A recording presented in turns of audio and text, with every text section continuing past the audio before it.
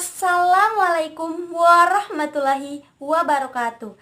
Perkenalkan, nama saya Ira Mahinur. Saya dari kelas A Biologi. Nah, di sini saya akan membahas 3 materi sistem perkembangan tumbuhan. Materi yang pertama, embriogenesis. Materi yang kedua, organogenesis. Dan materi yang ketiga, gametogenesis. Disimak baik-baik ya teman-teman. Nah, materi yang pertama, embriogenesis. Tunggu dulu nih teman-teman. Sebelum kita beranjak materi, kita harus ketahui dulu apa sih itu embrio. Nah, embrio merupakan bagian yang mengawali organisasi tumbuhan yang strukturnya terdiri dari meristem yang mampu berdiferensiasi. Kenapa bisa berdiferensiasi? Karena terdiri dari protoderm, prokambium, dan meristem dasar. Nah, di sini saya berikan salah satu contoh embrio pada tanaman dikotil. Nah, di sini teman-teman bisa lihat bahwa pada bagian sumbunya ini teman-teman, di situ terdapat kotiledon, sedangkan di atas kotiledon itu sendiri terdapat bagian epikotil dan hipokotil. Nah, untuk epikotilnya itu sendiri teman-teman, ada yang bagian ujungnya itu disebut sebagai plumula. Sedangkan pada hipokotil itu ada yang tumbuh dari ujungnya, yaitu disebut radikula. Nah, ini harus dibedakan teman-teman. Jika pada epikotil, ujungnya itu disebut plumula. Sedangkan untuk hipokotil, yang tumbuh dari bagian ujungnya itu disebut sebagai radikula. Bagaimana? Sudah paham tentang embrio? Nah, kembali ke materi teman-teman. Embriogenesis merupakan proses perkembangan embrio menjadi tanaman baru. Tetapi embrio tidak selalu berasal dari peleburan antara sel jantan dan sel betina. Tetapi embrio juga bisa berasal dari sel-sel somatik loh teman-teman. Tetapi jika embrio berasal dari sel-sel somatik, itu disebut sebagai embrio somatik. Nah, ada juga nih teman-teman, embrio juga bisa berasal dari teknik in vitro atau teknik kultur jaringan. Selanjutnya teman-teman, saya akan membahas tahapan embriogenesis pada tumbuhan dikotil, yaitu pada tanaman Capsula bursa pastoris.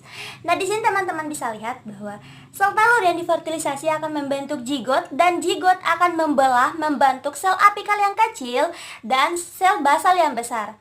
Nah, sel apikal yang kecil ini teman-teman yang akan berkembang menjadi embrio, sedangkan sel basal yang besar akan berkembang menjadi suspensor. Nah, di sini saya akan titik fokuskan pada sel apikal ya teman-teman. Jadi pertama-tama teman-teman, sel apikal ini akan membelah menjadi proembrio tetrat. Nah, proembrio tetrat akan membelah tegak lurus terhadap sumbu pertama, itu akan membentuk proembrio kuadran. Dan setiap sel kuadran itu akan membentuk stadium oktan. Kemudian stadium oktan akan membelah periklinal, membentuk sel sebelah dalam dan sel sebelah luar. Nah, untuk sel sebelah luarnya ini teman-teman yang akan berdiferensiasi menjadi epidermis. Sedangkan sel sebelah dalam akan berdiferensiasi menjadi meristem dasar, prokambium, dan hipokotil. Teman-teman bisa lihat pada gambar I, H, L, dan JK ya teman-teman. Materi yang kedua yaitu materi organogenesis. Nah, teman-teman, berbeda dengan embriogenesis, organogenesis adalah proses perkembangan pucuk atau akar adventif dari dalam sel-sel kalus. Nah, proses tersebut terjadi setelah periode istirahat pertumbuhan kalus antara pengkulturan ekspan dengan terjadinya induksi. Nah, organogenesis merujuk pada proses menginduksi pertumbuhan jaringan sel atau kalus menjadi tunas atau tumbuhan sempurna. Nah, ingat ya teman-teman, proses ini diawali oleh hormon pertumbuhan. Materi yang ketiga yaitu gametogenesis. Apa sih itu gametogenesis?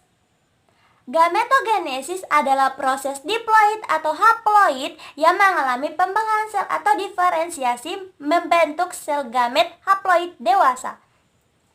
Nah, menurut siklus biologis organismenya teman-teman, gametogenesis bisa terjadi pada pembelahan meiosis gametosit diploid atau bisa juga terjadi pada pembelahan sel mitosis gametosit haploid. Pada tumbuhan, Proses gametogenesis terdiri dari megasporogenesis dan mikrosporogenesis. Apa sih itu megasporogenesis?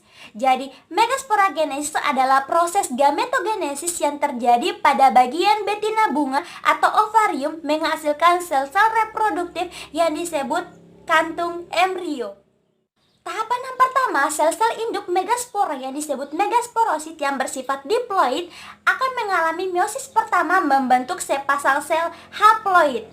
Kemudian sepasang sel haploid akan mengalami meiosis kedua membentuk 4 megaspora.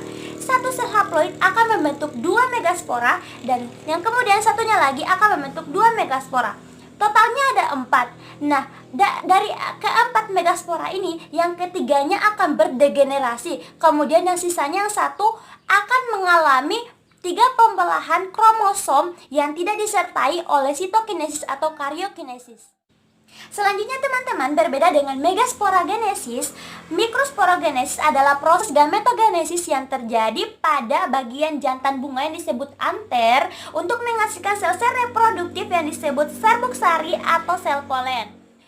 Sama seperti tahapan pada megasporogenesis, mikrosporogenesis mengalami tahapan yang sama di mana sel-sel induk mikrospora yang disebut mikrosporosit akan menghasilkan sepasang sel haploid.